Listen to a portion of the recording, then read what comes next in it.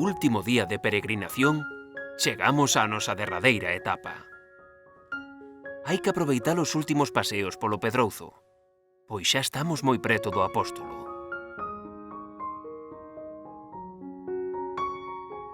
O primeiro que encontramos é o lugar de San Paio. Foi no século X, cando aquí Abderramán III seduciu un mozo galego. Paio, que así se chamaba o rapaz, tiña só 14 anos. Malia a súa xuventude opuxo resistencia, negándose a manter relacións homosexuais, un pecado condenado pola Igrexa.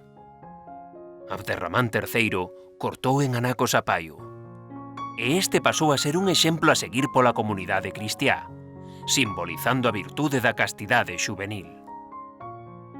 A nosa seguinte parada é a Lavacolla. Para entender o topónimo deste lugar, compre ter en conta que hai séculos non existían as comodidades que hoxe temos para facer o camiño. Tomar unha ducha era un luxo que ningún camiñante se podía permitir.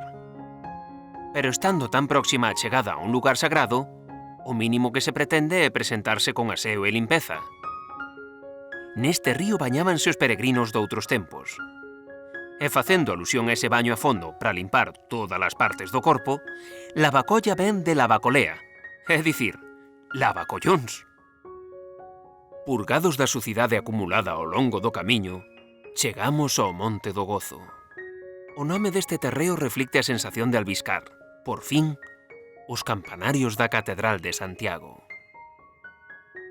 Descendemos do Monte do Gozo para entrar en Santiago de Compostela.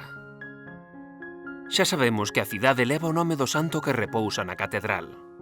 Mais a primeira vez que se fala da orixe etimolóxica de Compostela é no século XII, interpretándose que o nome proviña de Compositum Tellus.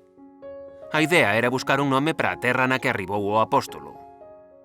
Algúns propuxeron Locum Sanctum, cuxo significado é o de lugar santo, e outros Compositum Tellus, a actual Compostela, que significaría terra composta, terra bonita. Con todo, a teoría que cobrou máis forza e que se divulga na actualidade é a de Campus Stellae, ou Campo da Estrela, que se refire ao astro que lle indicou o obispo Teodomiro a localización da tumba do apóstolo. Os que rexeitan esta hipótese baseanse que existen máis lugares, tanto en Europa como na propia Galicia, que levan por nome Compostela, ou variantes como Compostilla, e que non todos poden sinalar a tumba de Santiago o Maior. Sexa este lugar o Campo da Estrela ou a Terra Composta, o certo é que a cidade conserva hoxe o cosmopolitismo que a converteu no centro de Europa.